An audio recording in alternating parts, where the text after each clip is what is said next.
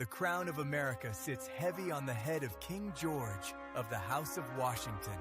Your modern tax dollars pay for a royal coronation, and Congress meets only by royal decree. But this wasn't supposed to happen. It all started with one fateful decision in 1783. In May 1782, Colonel Louis Nicola sent a letter urging Washington to take the title of king. In our world, Washington refused with anger. But here, exhausted by a fractured Congress, he pauses.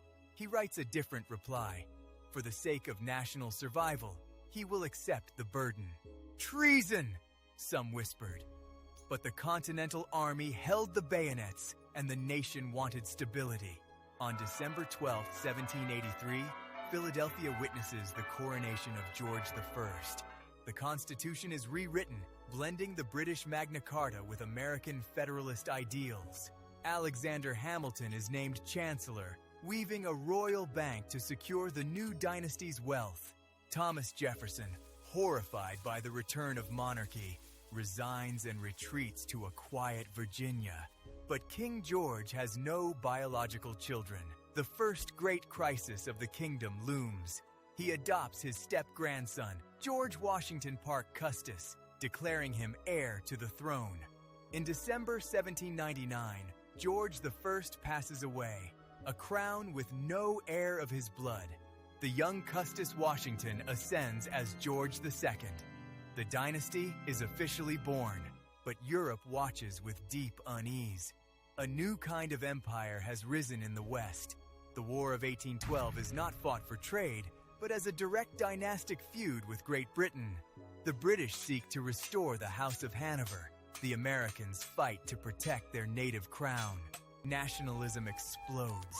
The king is no longer just a leader. He is the living soul of America. Royal charters spark westward expansion. The Royal Pacific Railroad carves through the wilderness. But a dark shadow remains. Slavery is protected by royal land grants to the southern nobility. The Demo Terra movement rises in secret, demanding the abolition of both slavery and the throne.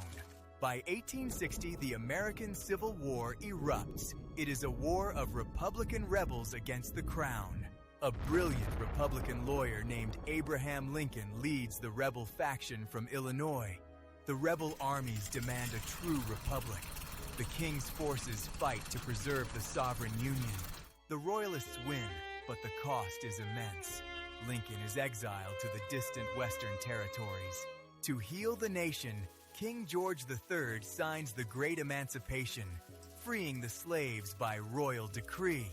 The rebellion is crushed, but the dream of the ballot remains a quiet, burning ember.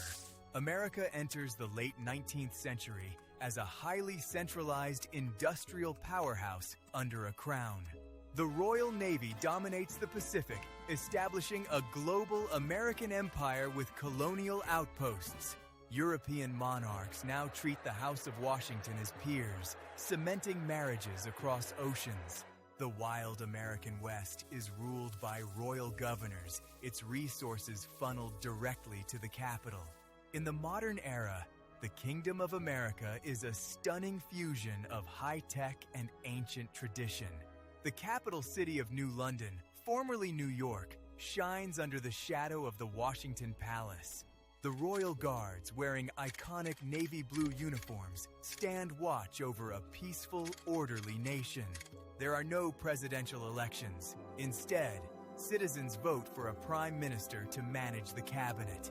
The dollar bill features the elegant profile of Queen Elizabeth I of America, Washington's descendant. Royal birthdays are national holidays, celebrated with grand lanterns lighting up the night sky. Silicon Valley is a duchy. Tech giants are knighted, becoming the lords of the digital realm. Class structures are rigid, but life is incredibly stable. The chaos of hyper-partisanship is absent. But stability has a cost. The press is heavily monitored to prevent Republican agitation. The digital age didn't free us. It simply created Lord Gates and Duke Musk answerable to the crown. Crime is low, and welfare is guaranteed by royal decree. ensuring every subject has bread and housing. The American dream is not about rising from nothing, but about serving the crown with honor. An unbroken line of monarchs has ruled for over 2 centuries, guiding the nation with a steady hand.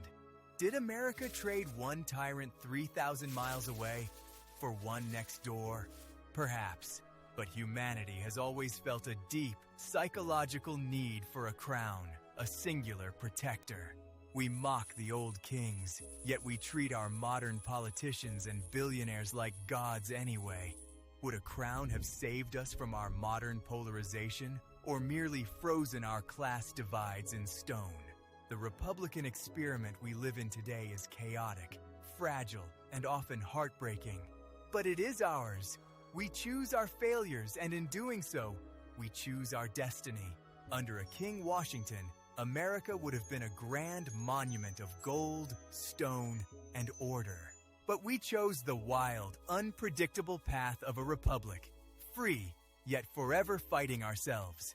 Which is the nobler dream? The security of the crown, or the perilous promise of the ballot? If you feel the phantom weight of a crown we never wore, subscribe to keep history's embers alive.